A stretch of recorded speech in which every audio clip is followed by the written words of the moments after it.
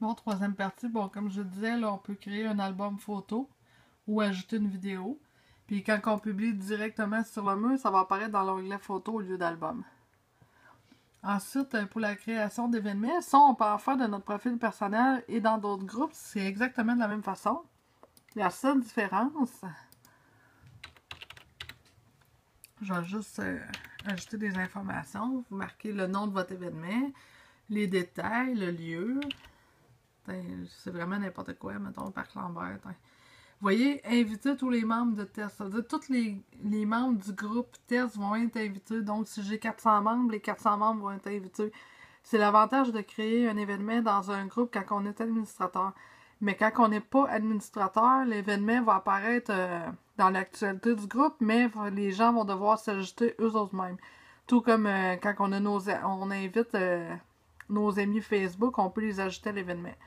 Donc, on peut sélectionner, mettons, une date avec une heure de fin.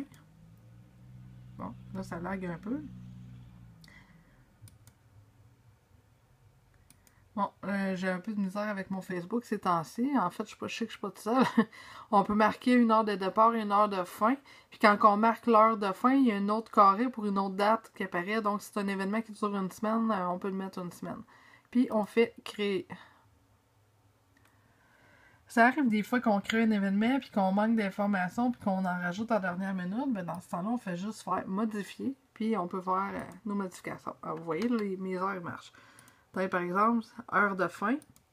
C'est ça ce que je disais. Mettons un exemple. Je vais la faire finir la semaine plus tard.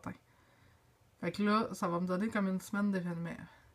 On peut aussi annuler l'événement par là. Donc, vu qu'on était juste 2 membres dans le groupe, j'ai un participant qui est l'administrateur automatique qui a créé l'événement, puis l'invité, c'est les autres membres du groupe qui apparaissent ici. On peut faire un message aux invités, parce que des fois, il y en a qui ne regardent pas ça, les notifications, mais en écrivant un message à tous, ils vont tous le recevoir dans leur message privé. Puis, on peut sélectionner qui qu'on veut. Comme, par exemple, on peut dire aux invités, « Hey, on a fait un événement, puis vous ne l'avez pas vu, puis on vous invite. » Puis les peut-être, ben on dit on a besoin d'une confirmation, fait qu'il faudrait que vous preniez une décision. Ou ceux qui sont participants, ben de l'information de dernière minute. Donc je vais juste l'annuler. Bon. Fait que c'est ça. Puis on peut poser des questions comme un souper de sacoche qui amène quoi, par exemple. Ben là, vous mettez des chouettes, des crudités, des fromages, peu importe. Les gens peuvent cocher ce qu'ils veulent amener, puis ils peuvent rajouter des suggestions. Donc, c'est ça. Puis l'événement est vraiment accessible juste au groupe test. Si on le fait de notre propre profil, on peut le faire public et inviter qui qu'on veut. Tout comme on peut le faire dans un autre groupe. Mais comme je vous disais, il faut rajouter les gens manuellement parce que justement, c'est pas l'administrateur du groupe qui le fait. On peut aussi inviter, dans le fond, des amis Facebook.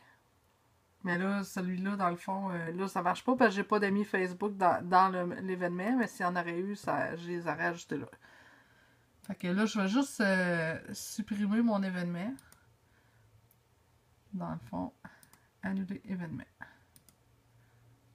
Voilà. Fait que mon événement, il est déjà parti.